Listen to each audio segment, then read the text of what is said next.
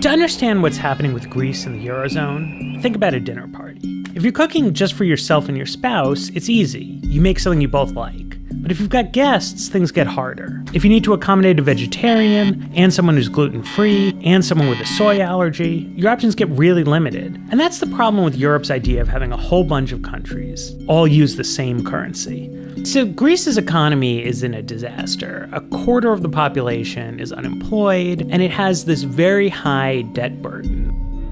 Normally, if you've got really high unemployment, what happens is that a country makes its currency cheaper by printing extra money. That makes its products cheaper on world markets, it makes it a more attractive tourist destination, and it means that foreign investors can get great bargains. But if unemployment's really low, a country likes to have an expensive currency. That increases people's purchasing power and it keeps prices down. And in Europe, you have a bunch of economies that are really different. A price of euros that's appropriate for Greece, where they have a 25% unemployment rate, is way too low for Germany, where the unemployment rate's below 5%.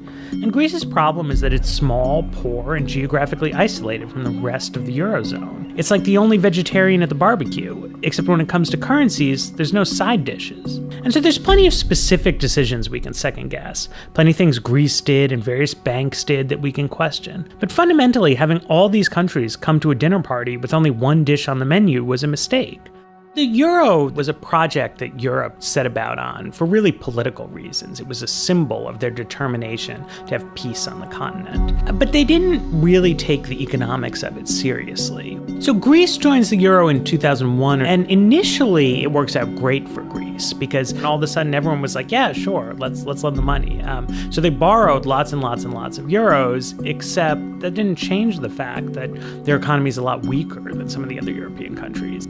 So to really work, you would need a much, much, much closer union, where you had big financial transfers coming from the richer places to the poorer places all the time. In the United States, the poor states like Kentucky, Mississippi, Alabama, they're constantly getting money from the richer states like Massachusetts, California, New York, through the welfare system, through Social Security, through Medicare, through Medicaid. And, people may sort of complain about this or that program, but we don't dispute the idea that it's all one country, so money's going to circulate around.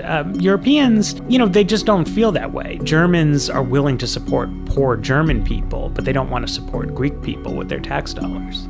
So they're kind of like halfway integrated in a way that doesn't really work.